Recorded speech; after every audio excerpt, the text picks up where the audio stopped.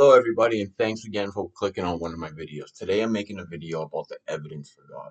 Now, I run into a lot of atheists, and they say, give me evidence and I'll believe. I always counter with, we're saved by God's grace through faith, not evidence. That doesn't mean that there's not necessarily evidence all around us. I may not have anything tangible to show you, right? To give to a person that proves that there's a God. But I tell them, just because I may not have any evidence doesn't make it not true. Doesn't mean that God doesn't exist. Doesn't mean that you shouldn't believe. So, for instance, back before science, all right, when like early man existed, they had no idea about the things that we know or believe that we know today, right? Follow? They had no evidence of it, but that doesn't mean that those things didn't always exist and existed in their time, and that just because they had no evidence doesn't mean that it was true. Same thing today. I'm sure there's lots of things. I guarantee you there's lots of things that we haven't discovered or know about yet. We only know the smallest part of the universe, right? And just because we don't know about those things doesn't mean they don't exist and haven't always existed, and we have no evidence for them. But like I said, there is evidence for God all around. The Bible even says the heavens are a sign of his handiwork. And the whole life cycle of things like plants, they have seeds, and those seeds make more plants, and things die, and then like things come to life. Our biology, our brain, everything, our eyeballs. I'm going to get into that in a second. I'm going to use eyeballs. Um, so like when you look at a chair, for instance, right? That's just seeing the chair or seeing the planet or everything in the universe. But the chair being there, that's evidence in of itself of a chair builder, a creator. Somebody built that chair, right? Now I'm going to get into the law of entropy. The law of entropy states that everything goes from order to chaos. Things don't go from chaos to order. So back to the chair, for instance, that chair, which was built by somebody, over time can deteriorate. It can rust, it can whatever, and it can fall into pieces. Now, the pieces of the chair over time are never going to just come together on their own and make a chair. The same thing for a glass cup, for instance. A glass cup is evidence that somebody made the glass cup. And that glass cup can shatter into a bunch of pieces. But those pieces of glass are never going to, over time, just come together and make the glass cup. Get it? Everything goes from order to chaos and not the other way around. Now, the Big Bang Theory states that everything came from nothing. Have you ever seen anything come from nothing? I haven't. Some argue that the Big Bang Theory doesn't say that. I ran into someone who said it doesn't say that. When I read about it online, that's what it says frequently. I don't know. But regardless, the Big Bang Theory, whether it came from nothing or something infinitely small, and where did that infinitely small thing come from, was chaos. It was an explosion, right?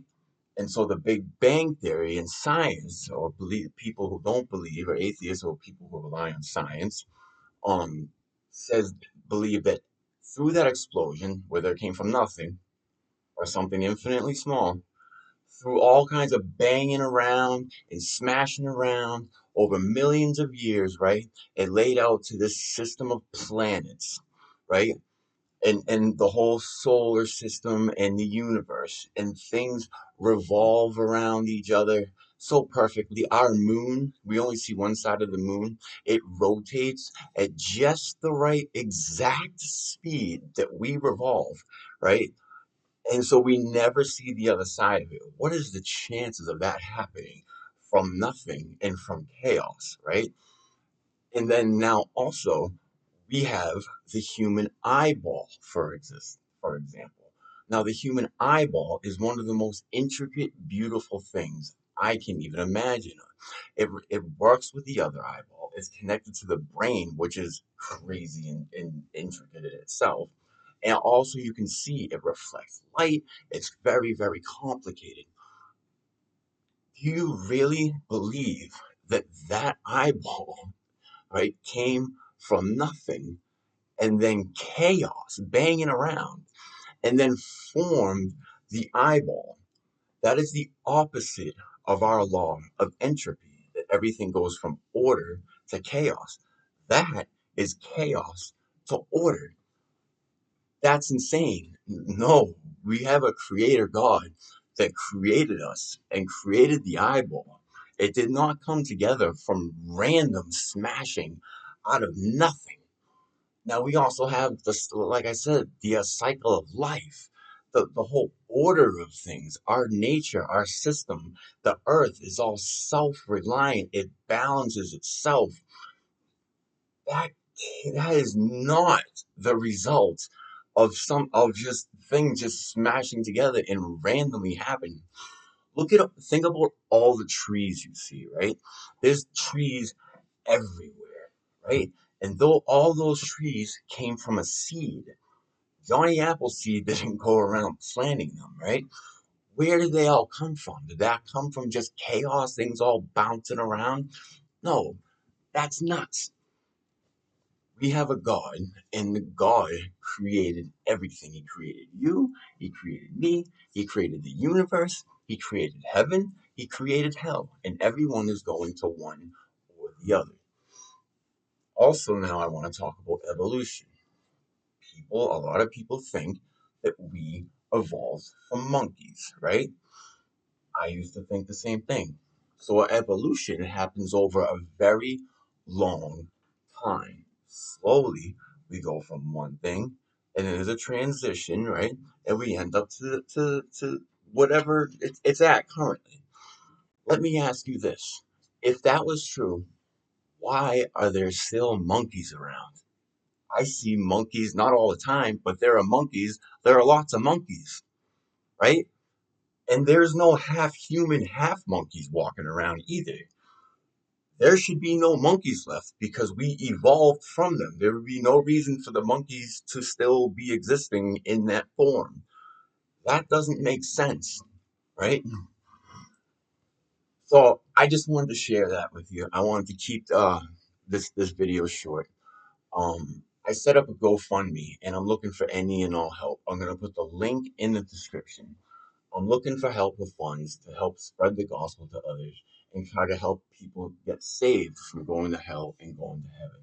I'm not going to use any dime of it uh, for my own personal luxurious benefit or whatever. I have a small amount of income that I'm living off that, and I'm going to use all the money that I get for, for, for, for whatever God's will is, right?